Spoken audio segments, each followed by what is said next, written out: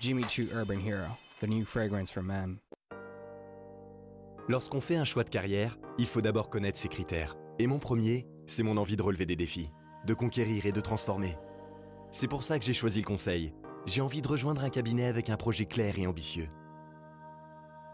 Une entreprise audacieuse, en pleine croissance en France et à l'international, qui me stimule et me permet de grandir avec elle. Je voudrais être acteur du monde de demain. Rendre notre planète plus durable grâce à l'utilisation nouvelle des énergies. Réinventer la mobilité avec les véhicules autonomes.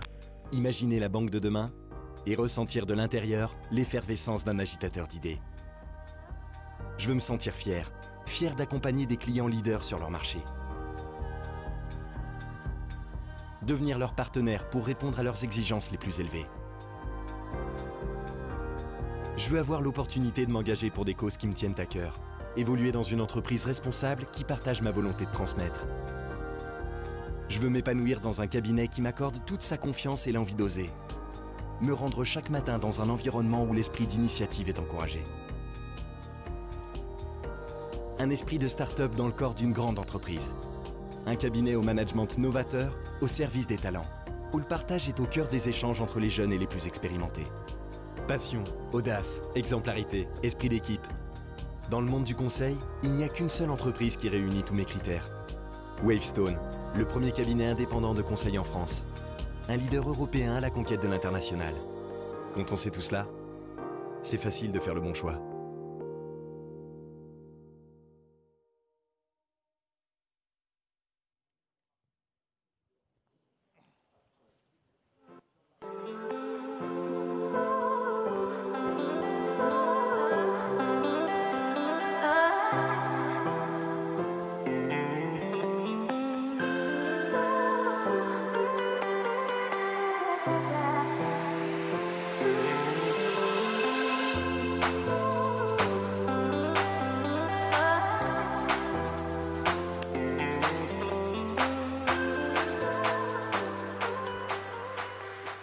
Investir des premières éditions. Merci d'être là pour la prochaine intervention. On va venir dans le secteur des moyennes valeurs. Les mid-cap, c'est vrai, ont essuyé un sévère coup de torchon en bourse pour ceux qui en détiennent parmi nous. Pour autant, elles ont des perspectives de croissance. Elles créent de la valeur pour l'actionnaire et c'est peut-être le moment d'y revenir. On va tout de suite accueillir deux entreprises qui représentent ce secteur et qui ne déméritent pas depuis des années déjà qu'elles sont cotées en bourse. Je vous demande d'accueillir Philippe Santi, directeur général délégué d'Interparfums, et Pascal Imbert, président du directoire de Wavestone. Bonjour messieurs.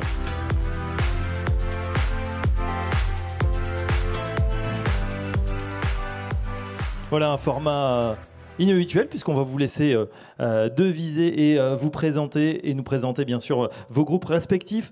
Philippe Santi, courte bio de 1995 à 2004, vous êtes directeur financier administratif, membre du comité de direction de la société Interparfums. On a vu les vidéos, les parfums Montblanc, Jimmy Choo, Lanvin, Coach, Rochas, Van Cleef & Arpels et tant d'autres que certains sans doute utilisent dans la salle.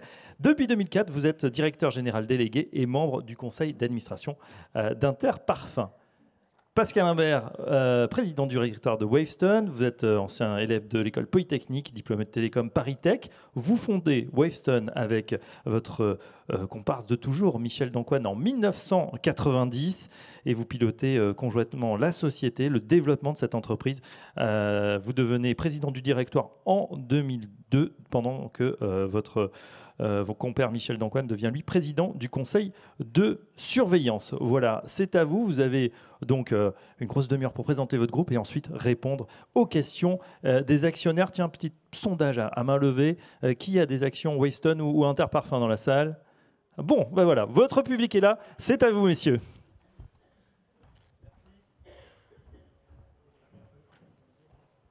Merci pour l'intérêt que vous portez à nos deux sociétés, Wavestone et Interparfums, que nous représentons ici.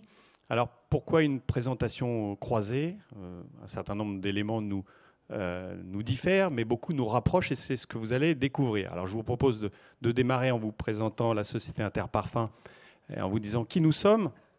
C'est très simple, nous faisons le même métier qu'une société prestigieuse qui est sur le salon aujourd'hui, qui est L'Oréal. Nous le faisons pour un portefeuille de marques, 10 marques en licence, 2 qui nous appartiennent. Les marques en licence, vous les connaissez, on les a citées, vous avez vu les films, Boucheron, Van Cleef, Jimmy Choo, Montblanc, plus récemment Coach, la marque américaine, et 2 qui nous appartiennent, Lanvin pour les parfums et Rochas, essentiellement pour les parfums, et avec un volet mode. Vous avez tous les noms de ces sociétés pour lesquelles nous créons, fabriquons et distribuons des parfums. Nous faisons tout de A à Z.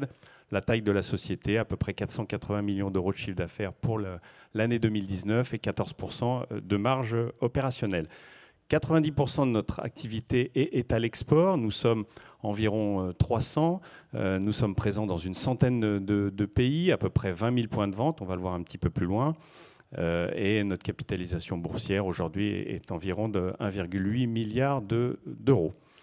Le passé d'Interparfums depuis la cotation, c'est beaucoup de croissance. C'est une croissance ininterrompue jusqu'en 2012, où nous avons arrêté notre principal contrat de licence avec la marque anglaise Burberry. Nous sommes concentrés à l'époque sur d'autres marques, notamment Montblanc, Jimmy Choo et plus récemment Coach.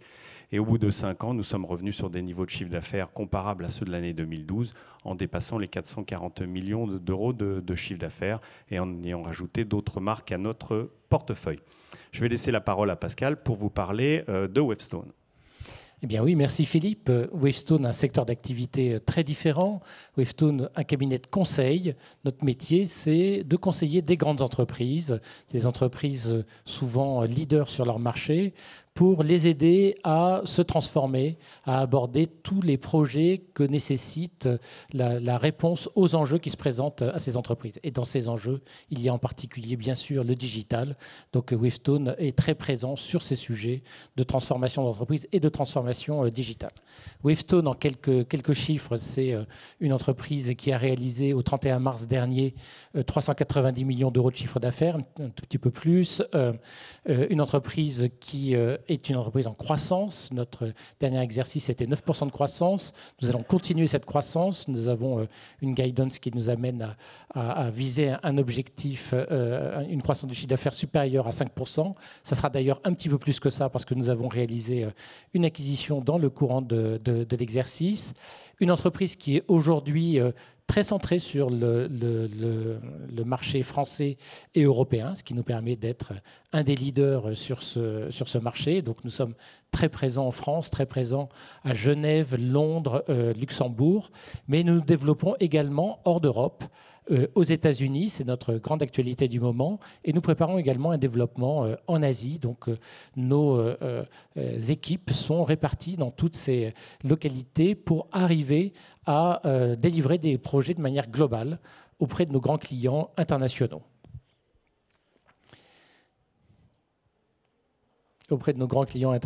Et comme vous le voyez, Philippe prend un petit peu de retard dans son déroulé de nos slides.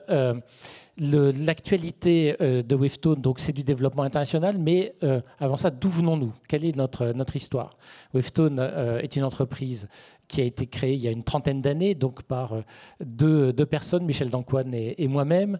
Nous nous sommes développés pendant une dizaine d'années à un rythme très raisonnable, avec un positionnement, une stratégie d'experts dans le domaine des nouvelles technologies, de l'innovation.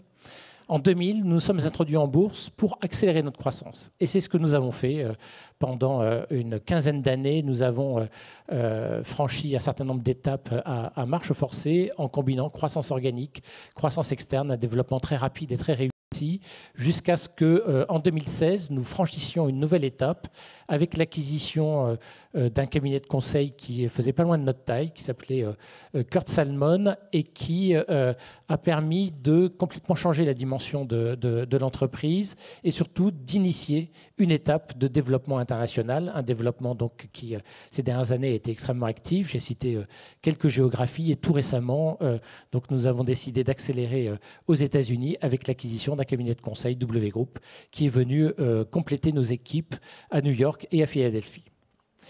Et peut-être, Philippe, pourrais-tu nous dire quelques mots de l'histoire d'Interparfums et surtout des détails de son activité? Bien évidemment, notre métier, je le disais tout à l'heure, est relativement simple. C'est créer, fabriquer et distribuer des parfums. Il y a un certain nombre de complexités qui sont liées à la création, quelle histoire on veut raconter, quel produit on veut lancer, quelles sont ses caractéristiques, quelle olfaction, sur quel pays veut-on développer une activité. Donc tout ça est piloté par Interparfums, évidemment en relation avec ses concédants, en relation très proche avec ses concédants, puisque nous, un de nos savoir-faire et dans notre business model, c'est d'être très proche des marques que nous représentons. Donc tout ce processus création-fabrication des composants est géré par nous en relation avec ces sociétés. Notre distribution, c'est très simple, vous la connaissez en France, c'est des sociétés comme Marionnaud, comme Sephora, comme Nocibé. En France, c'est 10% de notre activité. Les trois que je viens de citer représentent à peu près 80% du marché de la parfumerie sélective en France. Nous avons à l'étranger, si je reste d'abord en France, nous avons également les groupements Passion Beauté, Beauty Success, Une heure pour soi. Et nous avons évidemment une présence dans certains grands magasins, les Galeries Lafayette, le Printemps ou le Bon Marché. Ça, c'est pour la France. À l'étranger, donc 90% de notre activité, elle est faite avec certaines filiales, notamment aux États-Unis, puisque c'est notre premier marché, c'est 30% de notre activité. Et puis sur d'autres marchés où nous avons une position moins importante, nous avons des partenaires locaux qui nous permettent de commercialiser nos produits vers le Corte Inglés en Espagne, vers Harrods à Londres, également en Asie et dans beaucoup de pays du monde. Notre présence, pour les principales marques du groupe, c'est 22 000 points de vente dans le monde. Vous avez une ventilation à l'écran, 3 500 aux États-Unis, 10 000 en Europe de l'Ouest, 4 000 en Asie. Évidemment, dans ce qu'on appelle le 6e continent, c'est le travel retail. Je pense qu'il est intéressant d'avoir exactement l'opinion et les informations de Pascal sur Wavestone sur ces éléments. Sur le détail effectivement de notre activité. Alors, Wavestone, c'est un métier beaucoup moins parlant que le métier d'Interparfums. On est dans le domaine des prestations intellectuelles. C'est toujours un peu nébuleux et je trouve qu'une bonne manière de comprendre l'activité de Wavestone, c'est de parler tout simplement des projets, des missions que nous réalisons pour nos clients. Des missions qui sont articulées autour de deux grands sujets qui sont la transformation, c'est le cœur de notre activité, mais c'est aussi, pour une part de notre activité, des missions tournées vers l'innovation, vers la capacité à imaginer des nouveaux terrains sur lesquels pourront se développer une entreprise cliente. En matière de transformation, quelques exemples. Par exemple, Carrefour, que nous conseillons sur l'évolution de sa supply chain dans l'e-commerce alimentaire. La SNCF, qui est confrontée à d'énormes enjeux de maintenance de ses installations ferroviaires. Vous le savez, c'est un sujet critique pour la SNCF. Et donc, on se sert du digital pour essayer d'optimiser, d'améliorer l'efficacité de la maintenance des installations ferroviaires, donc pour le compte de la SNCF. Et enfin, dans le domaine du plus pur digital, de l'e-commerce et de la transformation digitale d'entreprises traditionnelles qui vont vers l'e-commerce, la transformation de la distribution d'un grand distributeur mondial d'origine française, grand distributeur mondial de matériel électrique. Et puis les missions donc tournées vers l'innovation, vers la prospective, parce que nos clients sont tous confrontés à un futur qui n'a jamais été aussi incertain et donc ils se posent des questions. Par exemple, Enedis, distributeur de l'électricité en France, qui se pose des questions sur ce que va changer le véhicule électrique dans sa stratégie de distribution. Et puis des questions que nous posent des acteurs plus institutionnels, BPI France ou la Commission européenne, qui essayent de voir en quoi les nouvelles technologies peuvent permettre d'accélérer le développement du tissu économique en France et en Europe, que ce soit dans le domaine de l'intelligence artificielle ou dans le domaine des ce qu'on appelle les data, c'est-à-dire tout le grand environnement de la data science. Voilà donc pour notre activité. Et donc au quotidien, ce sont des équipes de consultants de Wavestone, des équipes pluridisciplinaires qui permettent d'aborder tous ces sujets extrêmement divers grâce à la très grande étendue de compétences qui est disponible au sein de l'entreprise.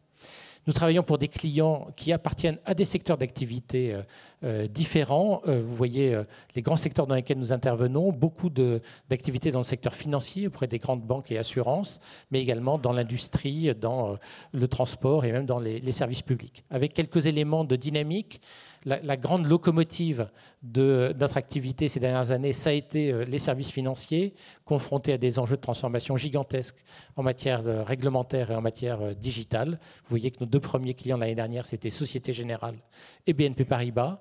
Mais nous pensons que demain, les locomotives se situent ailleurs. Elles se situent dans le secteur de l'énergie et des utilities. Elles se situent dans le domaine du transport. Et elles se situent sans doute surtout dans le secteur public, auprès des grands ministères et grandes administrations, qui est en train d'entrer dans ces phases de transformation très profondes de ces activités. Peut-être de nos clients et de nos marchés, passer à quelques informations sur la concurrence et notre paysage concurrentiel. Wavestone agit sur un terrain qui est un terrain extrêmement compétitif. Il y a beaucoup d'acteurs dans le domaine du conseil, des acteurs qui sont comme nous des cabinets de conseil indépendants, mais je dirais que dans cette catégorie, nous sommes clairement en France le leader et en Europe dans le petit peloton de tête des grands cabinets de conseil indépendants. Nous sommes confrontés à des concurrents qui viennent d'autres environnements, aussi bien des géants comme Accenture, Capgemini, qui viennent du domaine de la technologie et qui font du conseil à côté de l'ensemble de leurs activités, ou au contraire des acteurs tout petits, des acteurs de niche très spécialisés sur un secteur ou une industrie donnée, qui, s'ils sont petits, peuvent pour autant être extrêmement compétents et tout à fait redoutables, des concurrents tout à fait redoutables sur leur niche de marché. Mais je termine peut-être par les concurrents qui sont à l'échelle mondiale les vrais acteurs dominants du conseil, même s'ils le sont un petit peu moins en France, ils ont une place absolument incontournable sur le marché du conseil à l'échelle mondiale. Ce sont ce qu'on appelle les grands cabinets d'audit, les Big Four, en tête desquels on trouve EY, anciennement Ernst & Young, et Deloitte. Peux-tu peut-être nous parler, Philippe, également de ton paysage concurrentiel et de ton marché ? Alors, le marché de la beauté au sens large est gigantesque. Les chiffres communiqués par L'Oréal, on parle de 200 milliards d'euros au niveau mondial. 11% de ce marché, c'est la parfumerie sélective et la parfumerie globale. Donc, on parle de 25 milliards. Donc, quand Interparfums développe à peu près 480, on va dire 500 millions pour dire un chiffre rond sur 25 milliards, c'est encore un petit acteur sur un marché gigantesque. Ce marché, il est réparti sur des zones à peu près partout dans le monde, mais essentiellement l'Amérique du Nord, 25% de l'activité, 18% en Europe de l'Ouest. Et vous voyez que l'Asie-Pacifique, c'est aussi un continent important, 39% de ce marché, du marché total de la beauté. Si je prends le taux de croissance moyen, là encore c'est des chiffres communiqués et tout à fait officiels, sur la période 2014-2018, ce marché a enregistré une croissance entre 4 et 5%. Il n'y a pas de statistique mondiale, mais c'est une estimation relativement fiable, 4,5% en moyenne. Sur cette durée, Interparfums a enregistré une croissance à 2 chiffres, c'est important de le souligner. Alors, comme Wavestone a des clients de grande taille et des clients de prestigieux, nos clients et nos concurrents sont également des sociétés que vous connaissez tous. Certaines avec des marques en licence, comme les 10 marques du portefeuille Interparfums, d'autres qui détiennent les marques en propre, comme les 2 marques dont j'ai parlé tout à l'heure, Rochas et Lanvin. Celles qui sont sous licence sont chez L'Oréal, pour Armani, pour Ralph Lauren, pour Saint-Laurent, pour Cacharel, d'autres chez Coty, l'américain, d'autres chez Shiseido, le japonais, et puis les marques en propre n'ont pas besoin de partenaires, puisque des maisons comme Dior, Guerlain ou Kenzo savent très bien faire des produits remarquables dans la parfumerie. Vous avez le groupe espagnol Puig, Clarins, Azzaro et Mugler est en passe de passer dans le giron de L'Oréal, et évidemment Chanel, Estée Lauder, Hermès, et j'en ai oublié quelques-uns, mais j'ai cité les plus importants. Peut-être est-il intéressant maintenant de vous donner quelques chiffres, et notamment les chiffres clés de chacune de nos sociétés.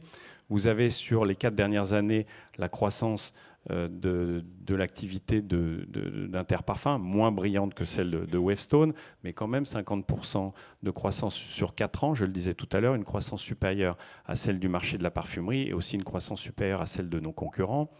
Vous avez en termes de résultats opérationnels et de résultats nets le même type d'évolution. Vous le voyez, on est passé de 30 millions de résultats opérationnels à plus de 66 l'année passée. La marge opérationnelle est passée d'un peu plus de 10% à 14,5%. Idem en termes de résultats nets, 23 millions En 2014, 47 millions en 2018, donc une croissance très significative sur ces 4 dernières années. Pascal, je pense que tu as des chiffres très comparables. Oui, mais je pense que c'est un des points qui nous rapproche. Nous sommes deux entreprises de croissance rentables qui cherchent à allier la croissance et profitabilité. Alors, une petite rétrospective sur les 3 dernières années. 3 ans, c'était le moment où Wavestone faisait l'acquisition de Kurt Salmon, que j'évoquais tout à l'heure. Et donc, que s'est-il passé après ce changement de dimension? Mais écoutez, sur 3 ans, la croissance du chiffre d'affaires a été de 68%.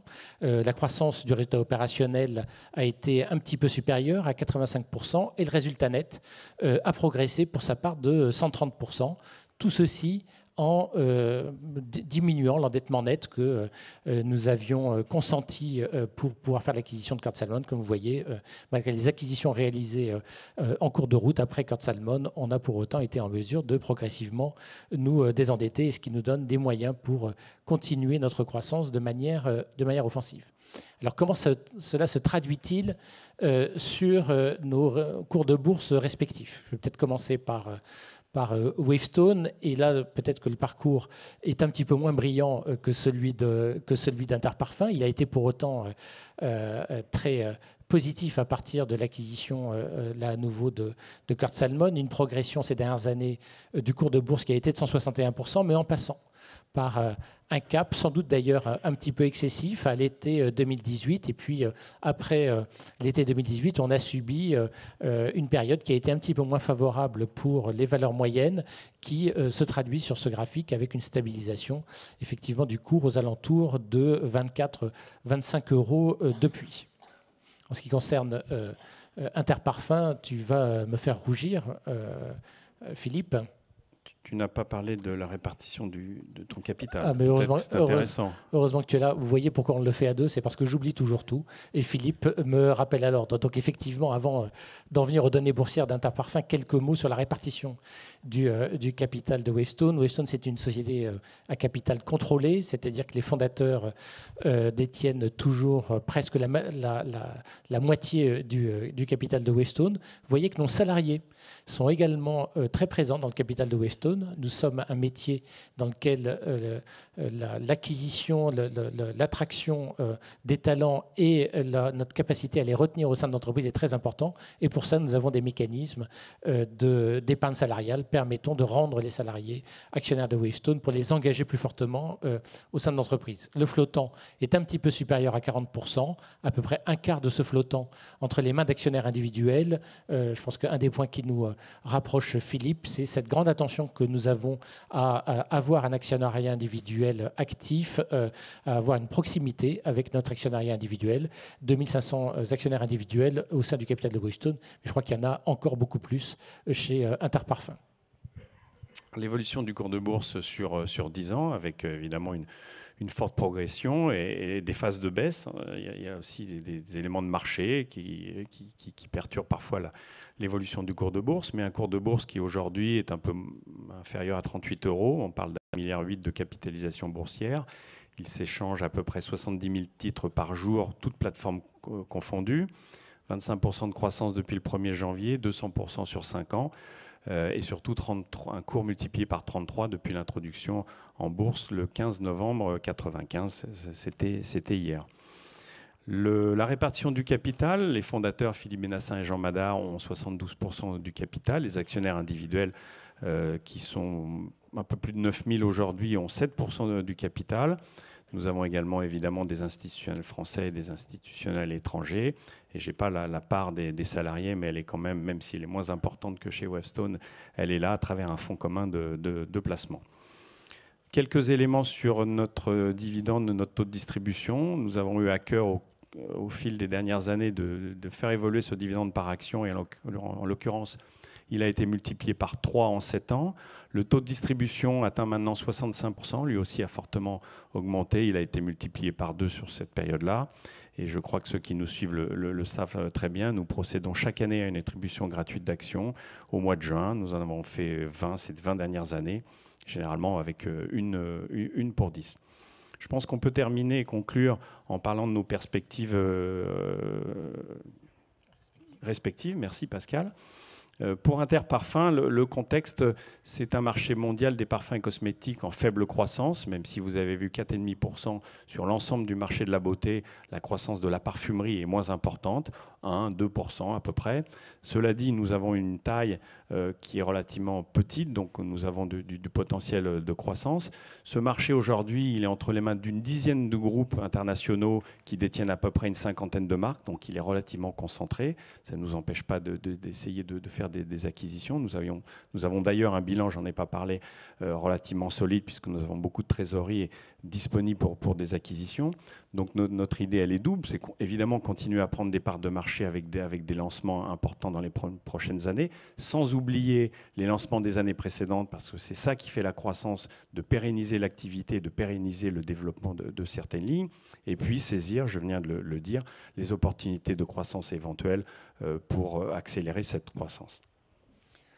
Eh bien, en ce qui concerne Wavestone, finalement, une stratégie qui se rapproche beaucoup de celle d'Interparfums. Nous sommes également dans une stratégie de croissance, une stratégie de conquête de parts de marché. Donc, notre stratégie, actuellement, elle est décrite par un plan Wavestone 2021 qui dessine notre feuille de route depuis quelques années et jusqu'à l'année 2021, avec au premier plan des objectifs, une volonté de poursuivre la croissance, d'améliorer également la rentabilité de l'entreprise, de la porter à 15%, ce qui nous mettrait au niveau des meilleurs performeurs de ce marché du conseil. Donc, un objectif de croissance rentable, des objectifs plus qualitatifs liés d'une part à l'installation de la marque sur le marché. La marque Wavestone, elle a été introduite juste après l'acquisition de Kurt Salmon par Solucom, qui était l'ancien nom de Wavestone. Donc nous sommes en train d'installer la marque Wavestone plus solidement sur le marché.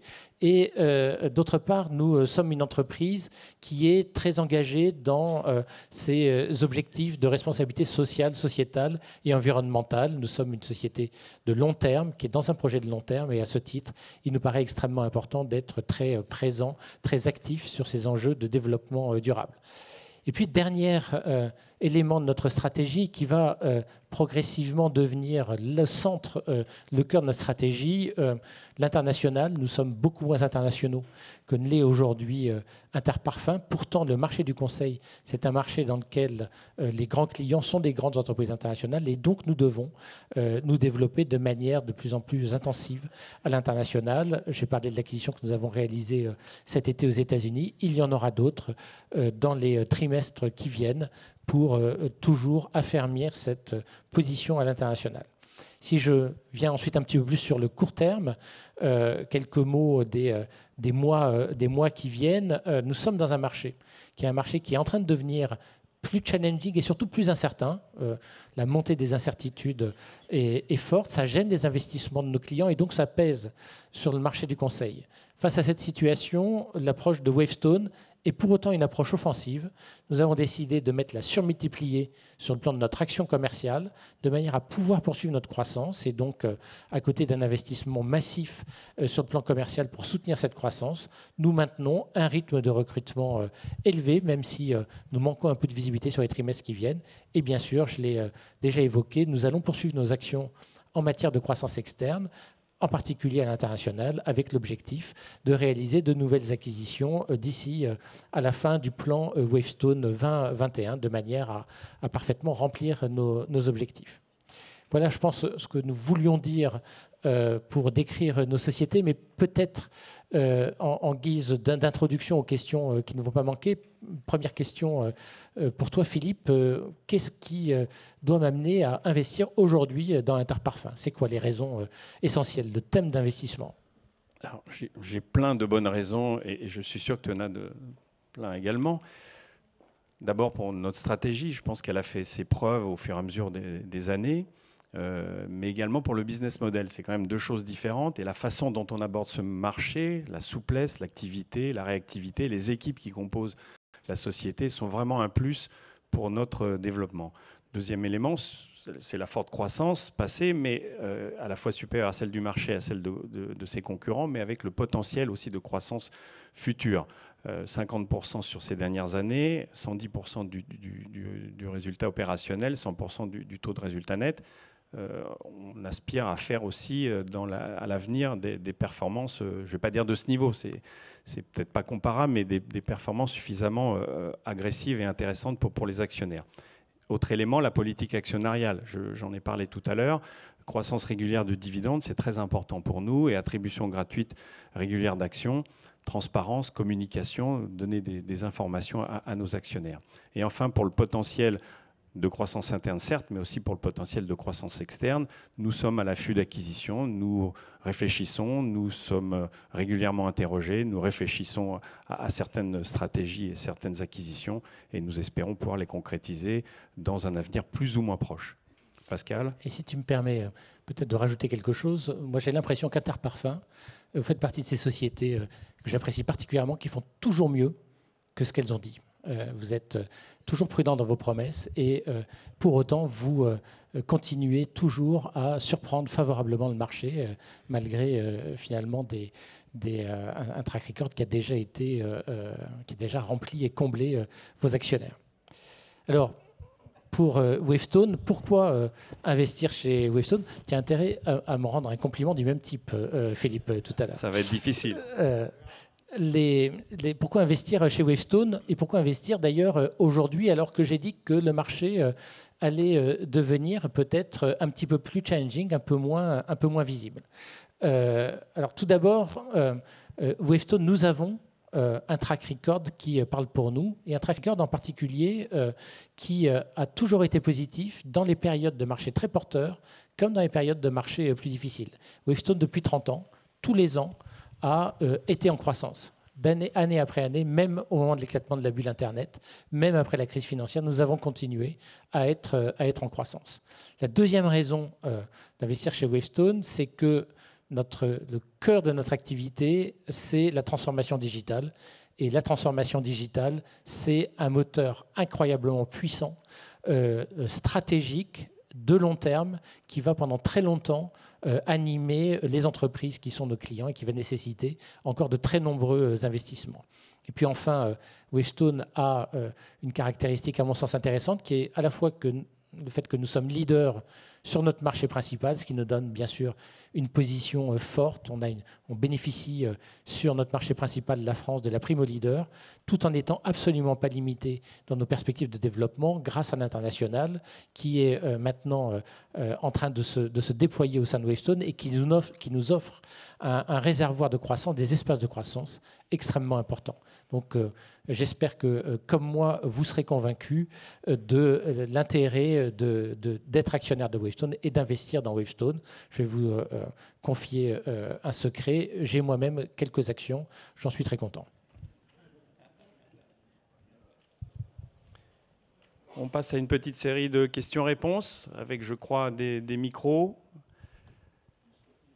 Et on va essayer de répondre le mieux possible à l'ensemble de vos questions. Le monsieur là. Bien sûr. Bonjour, monsieur Philippe Santé. Monsieur Humbert aussi. Et puis monsieur Humbert, que je connais aussi. Moi, j'aimerais bien savoir, Interparfums, pourquoi il n'a pas acquis auprès de monsieur de mes Christian Courtois, de mes Clarence, mes Loris Azaro, puisqu'il a vendu quand même à L'Oréal. C'est-à-dire que. Et pourtant, monsieur Philippe Fébinassin est grand copain de monsieur Christian Courtois, puisqu'il passe le week-end avec lui de temps en temps. Alors, j'aimerais bien savoir. C'est-à-dire que vous parlez de vos acquisitions, mais en Amérique, mais en France, il y a mes Clarence. Je vais vous répondre. On peut être très copains et pas forcément faire des affaires ensemble. Bon. Vous faites référence à une situation que je ne peux pas me permettre de commenter, mais pour vous donner un ordre d'idée, ce sont des chiffres qui ont été communiqués dans la presse. Thierry Mugler plus Azzaro, c'est à peu près 400 millions d'euros de chiffre d'affaires. Si le groupe L'Oréal fait l'acquisition de ces deux marques, on parle forcément, je pense, probablement d'une acquisition à plus d'1 milliard. Si vous connaissez, et vous connaissez très bien nos chiffres et depuis longtemps, c'est quelque chose qui n'est pas dans notre taille.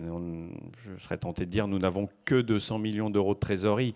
Donc une opération à 1 milliard, ce n'est pas pour nous. Voilà. Malheureusement. Oui, bonjour monsieur. À nouveau une question pour Interparfums. Vous avez brillamment fait la démonstration que vous pouviez surmonter la perte de la licence de Burberry en 2013, je crois. Bravo pour ça. Est-ce que vous pourriez nous dire combien pesait dans le chiffre d'affaires Burberry en 2012-2013 et combien pèse aujourd'hui votre plus grosse licence et avec quelle échéance pour le renouvellement de cette licence? Burberry en 2012, quand nous avons choisi d'arrêter cette licence, représentait 55% de notre chiffre d'affaires. La licence a pu représenter 75% de notre chiffre d'affaires en 2005. Donc on était passé de 75 à 55 en rajoutant d'autres licences dans le portefeuille, comme Montblanc, comme Jimmy Choo. Aujourd'hui, la plus importante, qui fera à peu près 130 millions d'euros cette année, c'est Montblanc. Et elle représente 27% de notre chiffre d'affaires. Donc on est beaucoup moins dépendant à une marque. Jimmy Choo, c'est à peu près 20. Coach, ça sera peut-être 18. Donc on a un portefeuille beaucoup plus et mieux équilibré. Alors, votre question, c'est sur la durée des licences importantes. Les 3 principales que je viens de citer ont des durées, des fins de contrat en 2025, 2026 et 2031. Donc c'est très loin.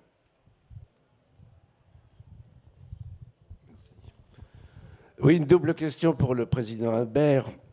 Vous semblez parvenir assez facilement à recruter, ce qui constitue un atout majeur dans votre entreprise et dans votre secteur. Wavestone se situe toujours au meilleur classement dans les entreprises où il fait bon travailler. Great place to work. Why? Pourquoi? Et une question dérivée. J'ai cru comprendre que dans votre plan 2021, vous aviez intégré une dimension RSE très importante.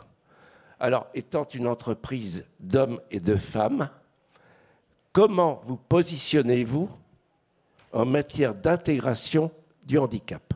Merci.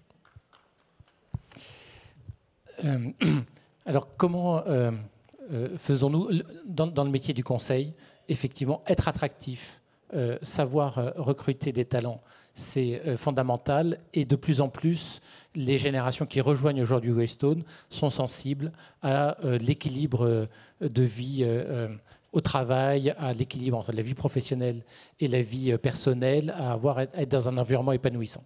Nous avons beaucoup travaillé sur ce sujet. Ça ne se décrète pas tout seul. Ce n'est pas uniquement une question d'ambiance ou de culture d'entreprise. Il y a vraiment des sujets sur lesquels il faut travailler. Nous avons beaucoup investi sur le plan des ressources humaines. Nous avons une équipe ressources humaines qui est très solide, très forte. Et nous avons mis un certain nombre d'objectifs stratégiques à l'agenda de cette équipe ressources humaines qui sont le développement personnel. Les gens viennent chez nous pour se développer, apprendre, prendre des responsabilités, l'équilibre de vie pro, vie perso, le fait d'être dans un esprit d'équipe et d'entraide, de solidarité qui soit total au sein de l'entreprise. C'est non seulement un bénéfice en matière de ressources humaines, mais c'est également un bénéfice pour nos clients parce que du coup, c'est plus facile de mettre en place des équipes pluridisciplinaires.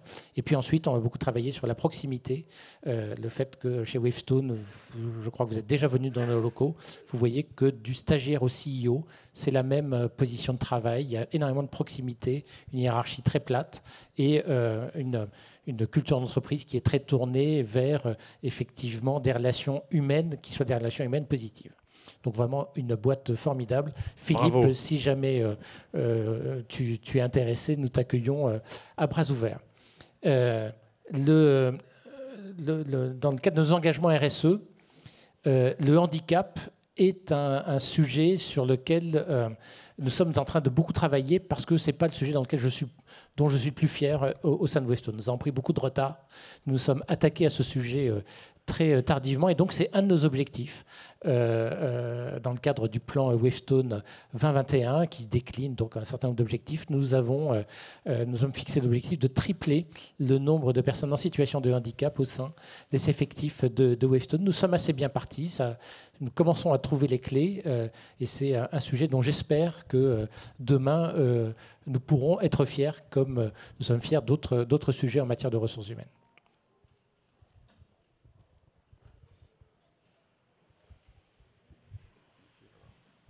Oui, madame ? Bonjour, une question pour Monsieur Humbert.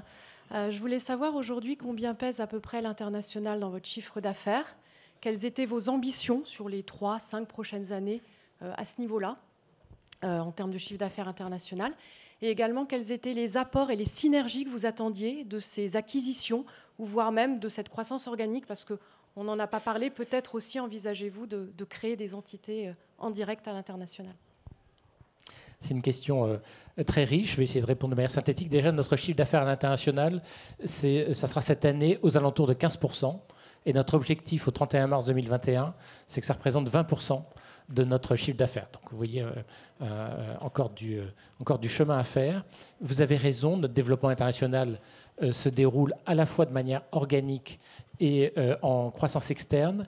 Mais nous considérons que pour établir à un moment une plateforme suffisamment solide, il faut passer par l'étape de la croissance externe parce que ça nous permet d'acquérir des équipes qui sont complètement implantées dans le marché sur lequel nous travaillons. Le conseil est une discipline dans laquelle la proximité culturelle, la capacité à établir des liens de confiance avec le client est extrêmement forte et c'est très difficile en faisant du développement organique, en commençant par exporter quelques compétences de Wavestone. Nous le faisons pour explorer des marchés, c'est ce que nous faisons en ce moment à Hong Kong, mais nous savons que si nous voulons aller plus loin à Hong Kong, à un moment, il faudra passer par une acquisition. Donc les acquisitions, quand même, jouent un rôle central, et je dirais qu'en France, notre développement, ça a été un modèle croissance organique plus croissance externe. À l'international, c'est l'inverse, c'est croissance externe, complétée ensuite par de la croissance organique et des prises de risques plus importantes.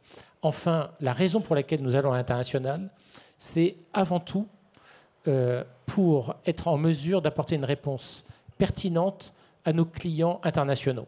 Je le disais, beaucoup de nos clients sont des grandes entreprises internationales, et même si elles sont d'origine française, le fait de ne pas pouvoir les servir à l'international est une limite et parfois peut représenter un danger dans notre capacité à jouer un rôle de premier plan chez elles. Donc nous allons à l'international pour être en mesure de délivrer des projets globaux auprès de nos clients internationaux. Aujourd'hui, des clients internationaux d'origine avant tout européenne, donc essentiellement française et britannique. Nos grands clients internationaux se situent dans ces deux géographies, mais petit à petit, nous voulons avoir des grands groupes internationaux d'origine des différentes géographies sur lesquelles est installé Wavestone, avec un objectif qui est ensuite être en mesure d'attaquer ces projets globaux qui sont clés pour prendre une position forte chez nos clients. Une autre question, monsieur? Oui, bonjour. Une question pour monsieur Humbert sur comment vous faites pour ériger des barrières à l'entrée dans l'industrie du conseil. Il n'y a pas de propriété intellectuelle particulière, des brevets, etc. Et par ailleurs, on voit émerger ce qu'on appelle des plateformes de marché, notamment en Californie, comme Upwork ou Malte, où il y a une partie du travail qui pourrait être confiée à un cabinet de conseil, qui est donné à des indépendants qui sont parfois basés en Inde ou dans les Philippines et qui travaillent pour beaucoup moins cher. Donc je voulais savoir comment vous faites pour ériger des barrières à l'entrée et vous protéger de cette menace industrielle. Alors, les barrières à l'entrée sont faibles dans le domaine du conseil. C'est pour ça que c'est un domaine qui est foisonnant. Vous avez en permanence des créations de nouveaux cabinets de conseil, de nouveaux d'ailleurs modèles de conseil. Vous l'avez évoqué, parce que c'est assez facile de démarrer dans le conseil. Et donc, les nouveaux entrants sont en permanence multiples. Et donc, sont des barrières qui nous posent en permanence la question d'être parfaitement clair sur les sujets sur lesquels nous apportons de la valeur. Et donc la réponse qu'apporte Wavestone, c'est d'abord une très grande profondeur dans les sujets que nous traitons, et nous ne traitons pas tout. Donc nous choisissons de ne pas travailler dans certains secteurs d'activité, nous choisissons de ne pas traiter certains sujets pour être en mesure de dire à nos clients les sujets sur lesquels nous intervenons. Nous sommes vraiment au meilleur niveau du marché. Et donc, première barrière à l'entrée, c'est finalement l'image que nous attachons à notre marque, une image d'excellence sur les sujets que nous abordons. Nous préférons faire des partenariats que d'essayer d'absolument couvrir tous les sujets. Donc, première manière de résister à des nouveaux entrants, c'est d'avoir la réputation, une réputation d'excellence sur les sujets que nous traitons. La deuxième barrière que nous sommes constitués, c'est que nous sommes bien plus efficaces que n'importe quel autre cabinet de conseil dans la capacité à faire travailler ensemble des équipes qui viennent de disciplines ou de pays différents. Wavestone, c'est un modèle très, très intégré. Et ce que nous disent tous nos clients, ils nous disent, vous n'êtes pas très présent à l'international, mais par contre, quand vous délivrez un projet global, au contraire de ce qui se passe avec vos concurrents, on a vraiment l'impression que tout le monde est effectivement dans la même maison, travaille selon les mêmes méthodes, et il n'y a jamais un qui tire à droite et l'autre qui tire à gauche. On y travaille énormément, et on a une très grande cohérence d'intervention pour laquelle tout est construit au sein de Wavestone. Et il y a un exemple que je donne souvent, c'est que dans tous les objectifs chiffrés, qui sont fournis au sein de Wavestone et sur lesquels sont assis les bonus des consultants. Tous les objectifs sont des objectifs collectifs et il n'y a jamais d'objectif fixé à un niveau trop bas dans l'organisation, de manière à ce que les équipes soient vraiment incitées à travailler ensemble. Il n'y a que 5 PNL, 5 comptes de résultats à l'intérieur de Wavestone, et nous nous posons la question de passer à 4 PNL à l'intérieur de Wavestone pour que tout le monde travaille de manière collective. Pour autant, les menaces existent. Vous avez cité une menace qui sont les plateformes de freelance qui commencent à se développer. Il commence à y en avoir en France et qui sont une alternative très intéressante à des cabinets de conseil pour des prix souvent plus compétitifs. Il y a une autre menace qui est le conseil interne que montent les entreprises à l'intérieur même de leur organisation. Donc, vous avez au sein de Société Générale, BNP Paribas, EDF, des activités de conseil interne qui peuvent réaliser des missions qui pourraient être confiées à Wavestone. Donc, à nous de déterminer la valeur que nous apportons par rapport à ces alternatives. Je vous ai cité 2 éléments, et c'est au quotidien quelque chose sur lequel nous devons être clairs. Il y a des sujets sur lesquels demain, sans doute, nous n'apporterons pas plus de valeur que des réseaux de freelance qui sont capables de faire moins cher. Il faudra que nous sortions de ces business et que nous soyons concentrés sur les points sur lesquels il y a de la valeur. La bonne nouvelle, c'est que si tant d'alternatives se créent dans le domaine du conseil, c'est parce que le conseil se développe beaucoup plus vite en moyenne période que le PIB. Et donc, il y a de la place pour tout le monde. Et jusqu'à présent, nous en faisons la démonstration. Effectivement, nous sommes capables d'avoir des croissances nettement plus rapides que l'ensemble du PIB. Et là, je ne parle pas seulement pour Wavestone, je parle pour l'industrie du conseil en général. Moi, si je peux rajouter quelque chose, je n'ai pas envie de travailler avec des plateformes dans les pays que vous évoquez. Moi, j'ai envie de travailler avec Wavestone parce qu'ils sont présents, ils comprennent mon métier, on a une relation de longue durée, c'est toujours les mêmes interlocuteurs. Donc, pour un client, petit client, c'est très important, ça. Tu as vu, je t'ai renvoyé le... Je t'en remercie, Philippe. Et tu n'es pas un petit client. Tu es le client dont nous sommes les plus fiers. C'est ça qui est important. Là-bas, monsieur. Bonjour. Cette question s'adresse aux représentants de Wavestone. Je voudrais savoir quelles sont les technologies que vous utilisez le plus. Et pour être plus précis, est-ce que vous utilisez les technologies Linux ?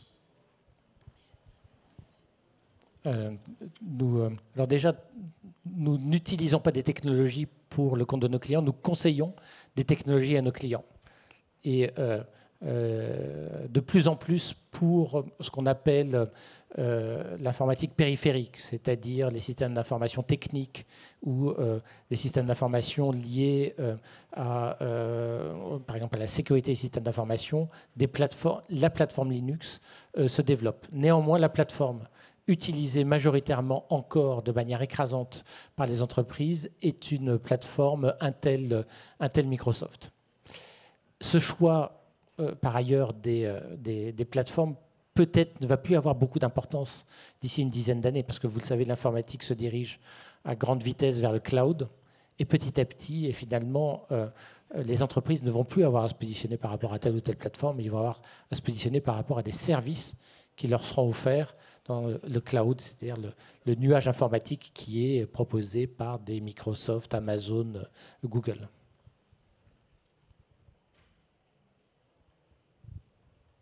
Une dernière question. S'il n'y en a pas, je vous propose de continuer cette conversation sur nos stands respectifs, sachant que pour Interparfums, dans une demi-heure, vous aurez une masterclass où vous pourrez continuer à me poser des questions sur nos différents sujets. Merci Pascal, merci pour Philippe. votre intérêt et bonne fin de journée. Merci à nos deux invités, donc Philippe Santi, le directeur général délégué d'Interparfums, et Pascal Imbert, président du directoire de Wavestone. Voilà, bien sûr, ils ont leur stand dans la grande salle, n'hésitez pas à continuer la conversation.